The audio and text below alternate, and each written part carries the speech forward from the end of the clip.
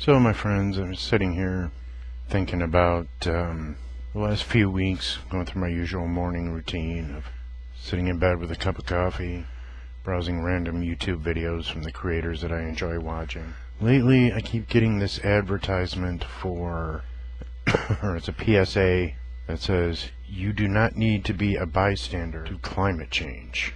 Which is basically saying you don't need to be a bystander to the weather or be a bystander to nature. Well, sorry to disappoint you, but yeah, you kind of do. Because there's really nothing any human being can do to control weather or control nature.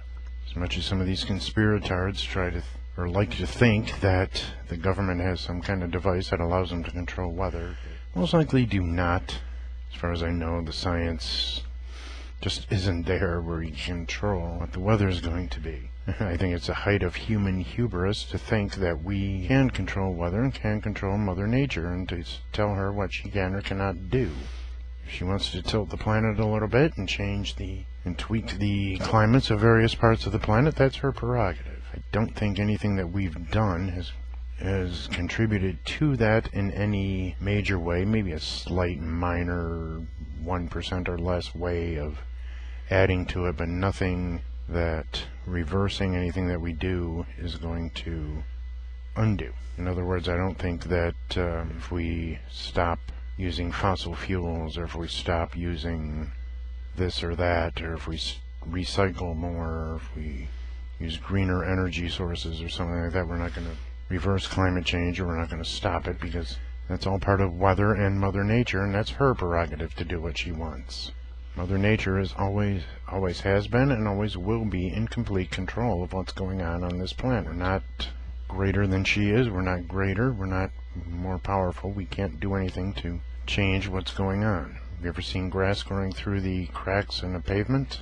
Or ivy or vines growing up a side of a building or up a telephone pole? Well, that's Mother Nature reminding you that she's still in control. Reefs forming around sunken ships and sunken airplanes in the ocean? Yep, Mother Nature reminding you that she's in control.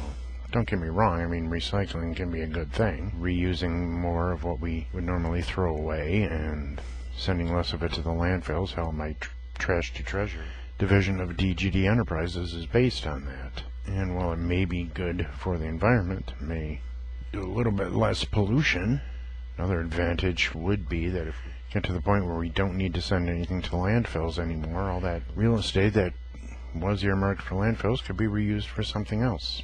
Housing for the homeless or something like that. Although I don't know if you run about housing on a place that's already been used for a landfill and already has a bunch of garbage buried under it, but but even Mother Nature reclaims that too. I worked for a while for the county and did a lot of time at the county landfill. Hills that were formed from burying trash under it for several years are all overgrown with grass and wildflowers and everything now. And Mother Nature does reclaim pretty much everything. And as far as the use of fossil fuels go, oil, here's something that will, here's a question to put to the environmentalist nutjobs who think we should stop using oil and stop drilling for oil. It's a catch-22 answer. They're damned if they do and damned if they don't, no matter how they answer to this question. And that is, supposing a geological survey showed that there was a large oil deposit right now in your backyard. Nobody's drilled for it yet, it's just sitting there under the ground somewhere. Is that oil deposit causing any type of harm or pollution to the earth by being there, sitting underground in your backyard? It's a naturally forming substance, so is it polluting the earth by being there? If it's not seeping into any groundwater, it's not causing any issues for drinking water, or any issues for any living creatures that live in the water. So if they say no, it's not harming anything, then what's the harm in drilling it out? If they say it is, then again, well then let's drill it out and get it out of there. It's causing harm, let's remove it. See what I mean? So yes, my friends, Mother Nature is always in complete control. She'll always reclaim every part of this planet eventually. And I think all these freaking environmentalist nutjobs that want to go green and try to save the planet, as they say, are not really trying to just save the entire planet. They're just trying to save the human race.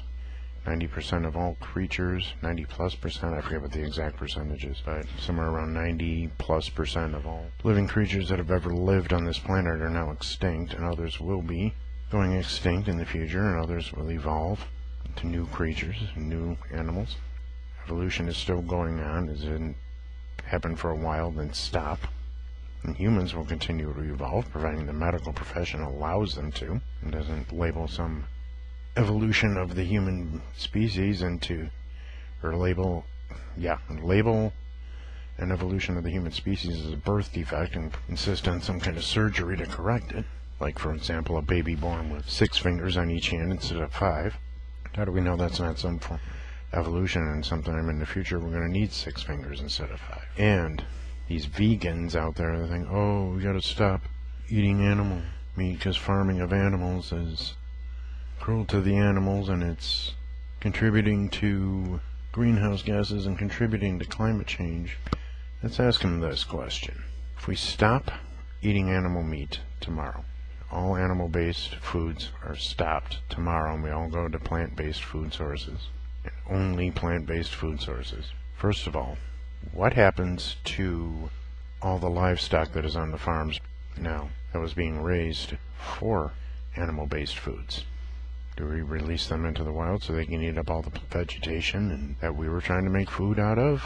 Do we let them live out their days on the farm until they pass away? That's leading to the extinction of a species. Isn't that what we're trying to prevent by going green? Prevent species from going extinct? Like Greta Thunberg said, no, these species on the verge of extinction. You got to prevent that. And what about how much acreage of land would it take to grow enough plant-based materials to make food for every person just here in the United States alone, not to mention the entire world? Now, to me, it just doesn't seem very well thought through, or maybe just I haven't just heard those answers. And if I did, they probably wouldn't make sense anyways. Some made-up mumbo-jumbo about, but if we do it this way, if we grow the plants in greenhouses, yeah, well, those greenhouses are still going to have to cover a lot of square footage. There'd have to be a hell of a lot of them to produce enough food to feed the entire planet. Speaking of greenhouses and greenhouse gases, they're always talking about, oh, greenhouse gases are going to screw up the atmosphere. It's because of man's pollution. Yeah, if you look at some basic astronomy, you'll see that the reason the planet Venus is so damn hot, it's actually hotter than Mercury, and Mercury is closer to the sun. The reason Venus is so damn hot is because of greenhouse gases in its atmosphere. But no one has ever lived there. No human or human-like species has ever lived on Venus as far as we know, so where the hell did those greenhouse gases come from? Must have came in naturally, people. It's the only way they could have been there. I mean, we didn't go there and pollute it. As far as I know, we didn't. The only thing I can concede to as far as our pollution, anything that we put into the atmosphere, the car exhaust, factory emissions, etc., etc., is what they call acid rain, or what I call dirty rain, because not all of it's really all that acidic. Slightly more acidic. Normal, I suppose, but as pollution goes up into the atmosphere and mixes with the other gases and vapors that are in there, mixes into the clouds, and eventually falls back to Earth in the form of rain. When people explain that in that capacity, they're forgetting one thing. It's falling back to Earth. It's not staying in the atmosphere. Can't be up there in the atmosphere and down here and falling back down here on Earth at the same time, now can it? I mean, yeah, you can make the argument that not all of it falls back to Earth, mixed in with the rain, but some of it does. That's constantly recycling. It's another example of Mother Nature being in control and cleansing the Earth and reclaiming everything. Just remember, everything originated from natural sources, even plastic, petroleum-based product, and petroleum is decomposed. Decomposed dinosaurs, isn't it? Decomposed something. Creatures that lived hundreds of millions of years ago, decomposing under the ground and forming this oil. So, it's all natural substances, and Mother Nature is always in complete control. There's nothing you or I or anyone can do to affect what she does, even on a collective human scale. Even the smog in California is only temporary. That blows away after a while, dissipates into the atmosphere. Something rises so high into the atmosphere it goes out into space. Just let Mother Nature do her thing, we do our thing, and stop worrying about it. Eventually she'll reclaim the entire planet anyway. She'll shake us off, cast us aside. Humans will go extinct, or will evolve into some other more intelligent, better creatures than we are now. Just remember that just because we're human beings doesn't mean we're not part of this planet, not part of the ecosystem, we're not anything special. Because as far as Mother Nature is concerned, we're just another creature living on her planet, another creature that she, right now, allows to live on her planet. And who knows, in a few hundred years or a few 100,000 years, she may change her mind and tell us to get off, and there will be nothing we can do about that either. Like The Rock used to say, shut your hole and know your role. Stop listening to all these freaking doomsday naysayers, green earth, environmentalist nut jobs. Stop being a brainwashed sheeple like I'm always telling you in my videos, and think for yourself, people. Anyway, my friends, it's been a while since I recorded a video, and that's been on my mind for a little while, so I don't think I've ever actually touched on this before in any capacity, when I was doing the Bewitching Hour or anything else, so I figured why not. It's Memorial Day weekend, I got some time off. And speaking of climate change, it's Saturday, Memorial Day weekend, 2021. I still have to put a coat on before I can go out on my porch and have a smoke. And it's a little chilly here. It's only in the upper 40s or lower 50s, but I don't like it when it gets too hot, so probably because I'm a clothing designer and I design a lot of cool coats, so I'd like to show them off and be able to wear them. Just wanted to put my thoughts out there on climate change and all that garbage, and also I'm testing out some new video effects and things like that. So until next time, my friends, merry meet and merry pot and merry meet again.